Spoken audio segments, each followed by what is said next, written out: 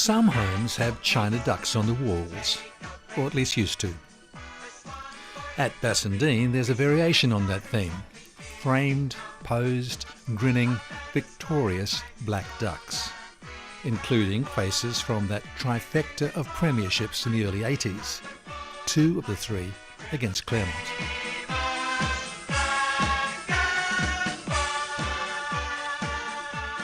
In 1990, Swans beat Claremont again with a certain Peter Hodyl at the helm.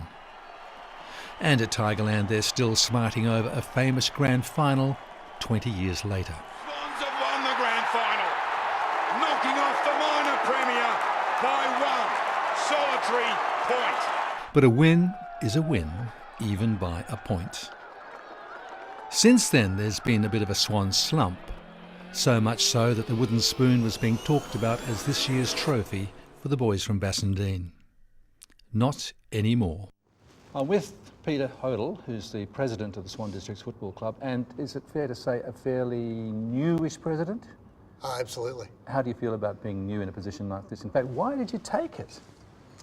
Well, we've got a lot of history at our footy club, and a lot of people put their hand up and worked hard when I was coming through the ranks, so Sure. it becomes your turn. But at that time, Peter, at that time in November, was it last year, what was the sort of vibe at the club? I mean, were you taking on a club that was really going to be a rip snorter?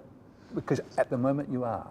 But then? Well, we're keeping our heads very much out of the clouds. We're performing very well on the field. I think that's a fair comment, yes. But we're also performing very well off the field. So the group of people that we have, from our full-time staff to our volunteers to everybody, are really working above and beyond the call of duty at the moment. Right, that's the ad. But it really is a footballing turnaround at Bassendean, and this after the club lost players as well. It's all about having a great blend of older players and youth, and I think this year it's really showing that's about spot on. Yeah, this year it's probably more youth though, isn't it? Well, do you think Because you've also said it's great for a coach to have young players Absolutely. to coach. Why? Well, your young players are easily led. Malleable. Absolutely. Yeah. And they don't have any preconceived ideas of how they are going to play a game of football. So that allows the coach to pretty much, as you say, mould his team to exactly what he wants. So then are you saying that in the years just gone for Greg Harding, he didn't have the young malleable players, and was he still dealing with Brian Dawson's legacy? Is that what you're saying? No, not at all. I think it's more of a case of when you've got an established group of players, players that have a number of games under their belt, there are some preconceived ideas about how they play the game. When you've got a bigger percentage of younger players that don't have any games under their belt, then they're eager to learn. So you can actually display your coaching ability by the results you see on the ground. And that, I presume, is what you think Greg Harding is doing. Well, Greg's got the runs on the board. He's had a great success with youth over his career as a coach. Going all right, mate? Yeah, mate. Go, Phil. These have been not even soft tissue, it's just been really, really good. No, that's right. You made a comment to me a little while ago. What was that? Early in the pre-season. What was that? What are we going to do about senior players? I seem to remember. That wasn't me. What's so? Oh, let's see if I just stepped up, I guess. Absolutely, absolutely, yeah, that's great. There you go anyway. Welcome down to the Mighty Black Ducks, mate. About time you got here. Wasted 100 and something games at that other mob. I'll put it to you, Peter. I mean, I think at the beginning of the year, some of the pundits, if not all of the pundits, wrote you off. Yep. And I think the wooden spoon was heading in your direction, according to them. Kind of what happened? Well, it just goes to show you that... Are you surprised? Put it that way. Am I surprised? I'm certainly not surprised by the effort shown on the ground, because Swan Districts has always been, we've been the underdogs many, many times in our history, and there's not too many times of being an underdog that we don't respond. So I was quietly confident that our boys would certainly put in a great effort on the ground. How quickly some of these people have developed and the impact they're having on this competition this year has been, that's been surprising. We need one each there. Yeah. Right. When Peter Hodyl talks of players and playing, he knows of what he speaks. He's been out there, leading the Black Ducks. All right, boys. Well done. Keep at it. 1990, that was a long time ago now. I know, and also you'd come from a bit of a lull yourself, hadn't you? Yep, absolutely. It was in 1990. Brad Swan was our captain, and Brad Swan is a tremendous leader. And unfortunately, injury just got the better of him, and so I was actually given the honour of leading the team on that day.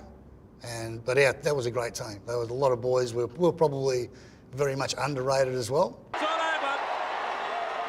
Swan Districts have won the 1990 Grand Final over Claremont. There's the captain, Brad Shine. He didn't play today. It was Claremont, wasn't it?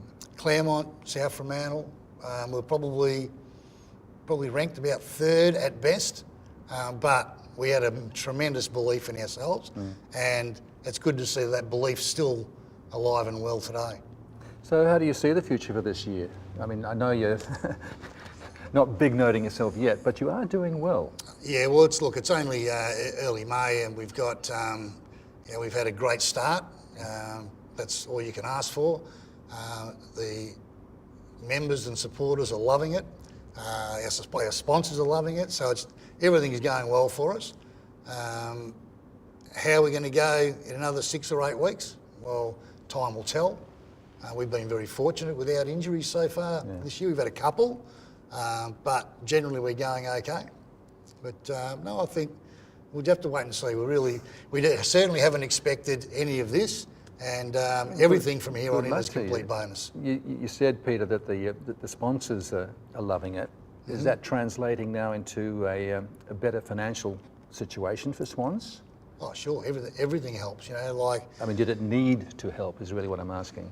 Look, we had well publicised the situation that the club found itself in, but we've worked extremely hard to not only make required cuts where they're required, but also we've really developed that taking advantage of the assets of the football club. And this area here is actually booked out every night, pretty much every weekend from now right through the season. That was done well and truly before the season started. Yeah, well, it's a pretty good asset, but then so is the ground. I don't suppose you own the ground, but would you ever consider looking at the Claremont model of what they're doing there and developing around there? Oh, Can sure. you see that? Is that down the track? Oh, I think that's inevitable at most regional WAFL grounds. I think that's something that is going to be looked at very, very closely because the infrastructure is too big to support itself, so it needs to have something else to be supporting it. Just want to ask a final question. I mean, at the beginning of this year, everybody was wondering how the alignment would go with East Perth and with Peel aligning to the AFL. Probably we saw the end of WAFL as we knew it. It hasn't happened. No. Were you worried? Well, look, I think with the alignment or partnership, whichever term you would like to use, the biggest issue I think for the non-partnered clubs is the access to the resources. Now, sure, there's been a small financial compensation, but really, when you weigh up that amount of dollars to the resources available to the aligned clubs, it doesn't really add up.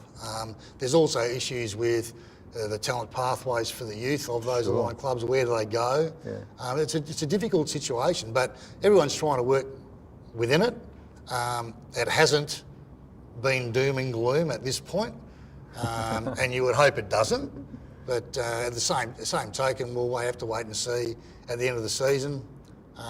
Hopefully, the Peel Football Club can get a bit better, and we go from there. There's a strong competition. It's a good competition.